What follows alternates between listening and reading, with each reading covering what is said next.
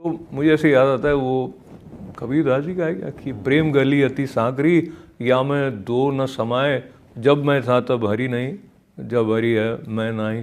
तो ये जो मैं के हटने वाली अवस्था तक पहुंचने की यात्रा है, उस पे चलना दुधारी तलवार पर चलने जैसा हो जाता है जब हम अपने आसपास का वातावरण देखते हैं जो इसके लिए अनुकूल नहीं होता है। और कहीं ना कहीं आचार्य लोकेश मुनि जी और उनके जैसे संत उस तरह के वातावरण को बढ़ाने में एक महत्वपूर्ण भूमिका निभा रहे हैं। उसी दिशा में ये वर्ल्ड पीस सेंटर भी काम करेगा। और जैसे मैंने शांति शब्द के लिए आपसे निवेदन किया था, उसी तरह से अध्यात्म जो है उसको थोड़ा और अगर खोल कर देखा जाए, और मैं अपनी तरफ से कहूँ तो एक तो देह हो गया और एक देह से परे का और सूक्ष्म स्तर पर जो है, तो मैं थोड़ा और बताऊं कि क्यों इसमें संशय आता है।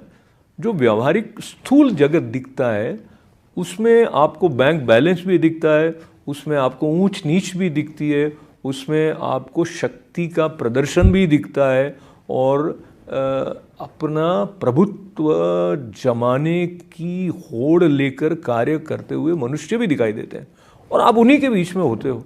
तो फिर आपको लगता है कि अध्यात्म को व्यावहारिकता में लेके मैं कैसे जाऊं। और इसमें मुझे ये भी कहना दीजिए, मैं आपकी सराहना इस बात के लिए भी करूंगा कि आपके द्वारा सहज लगता हुआ इतना बड़ा काम हो रहा है।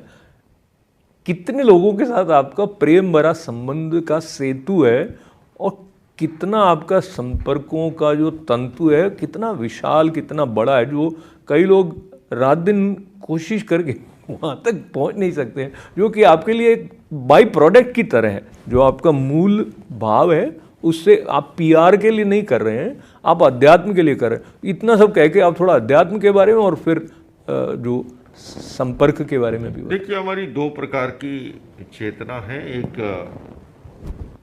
दो प्रकार के जगत हैं, एक इंद्रिय जगत और एक अतीन्द्रिय जगत। एक चेतना के स्तर तक आज जो कठिनाई है, मूल मैंने पहले भी कहा, फिर से कह रहा हूं कि धर्म का भौतिक विकास से विरोध नहीं है, लेकिन हमारे विकास की मापदंड जो है केंद्र में आत्मा हो और परिधि में पदार्थ रहे। मौजूदा युग की दिक्कत यह है कि केंद्र में पदार्थ आ गया और आत्मा को ढूंढने से ही बड़ी मुश्किल से मिल पाएगी। कारण यह है कि आज हस्ती पर हैसियत हावी हो गई है। मैं क्या हूं इसकी बजाय मूल्यांकन मेरे पास क्या है उसके आधार पर हो रहा है। और जब सामाजिक मापदंड बदलते हैं तब येन केन प्रकारेण हर व्यक्ति उस दौड़ में सम्मिलित होता है और वहीं से विकृतियां उत्पन्न होती हैं।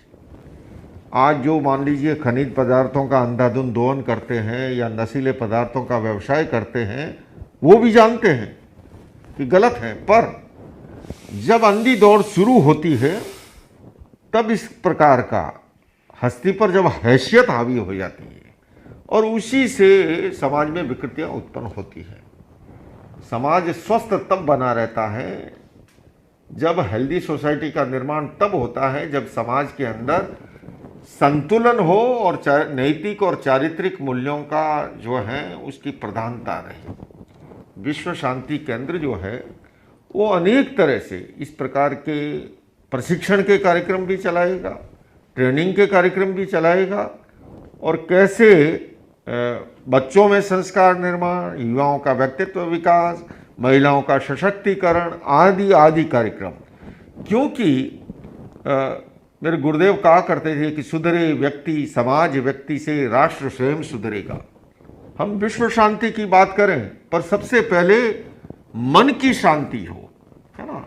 जब तक मन की शांति नहीं, व्यक्ति का सुधार नहीं है और हम पूरी दुनिया के सुधार की बात करें, तो मैं एक शब्द में ये भी कह सकता हूं कि ये विश्व शांति केंद्र एक इंसान को इंसान बनाने का कारखाना लगाया है और कुछ नहीं है, कि अच्छा इंसान बने।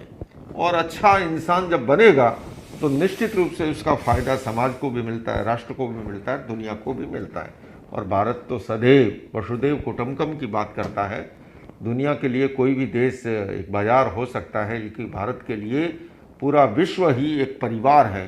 सर्वे भवन्तु सुखिनः, सर्वे सन्तु निरामया की कल्पना और कामना यहाँ पर रही है।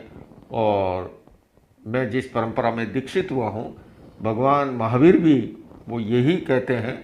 और जहाँ तक आपने शांति और मुक्ति की बात कही, उसमें अभी आपने एक शब्द अहंकार की बात कही थी कि अगर मैं हूँ तो वो नहीं है और वो है तो मैं नहीं हूँ। महावीर कहते हैं कि कषाय मुक्ति किल मुक्ति रेव है। मुक्ति क्या है, मोक्ष क्या है, निर्वाण क्या है? उन्होंने कहा कषाय से मुक्त होना। कषाय का मतलब क्रोध, मान, माया, लोभ, इसको चतुष्कषाय का, राग, देश, मोह, अहंकार, इससे मुक्त होना ही मुक्ति है।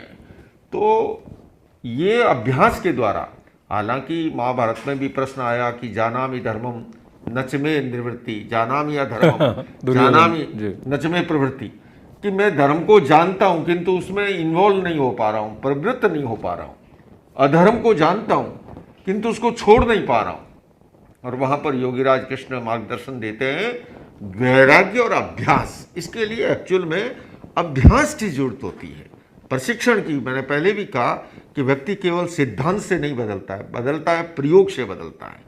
तो पहले हमारी गुरुकुल शिक्षा प्रणाली थी जो थी वो प्रयोग आधारित थी। सत्यम वद धर्मम चर क्रोधम मा कुरु, युधिष्ठिर और द्रोणाचार्य जी के बीच का जो संवाद है, तो हमें उस दिशा के अंदर आगे बढ़ना होगा।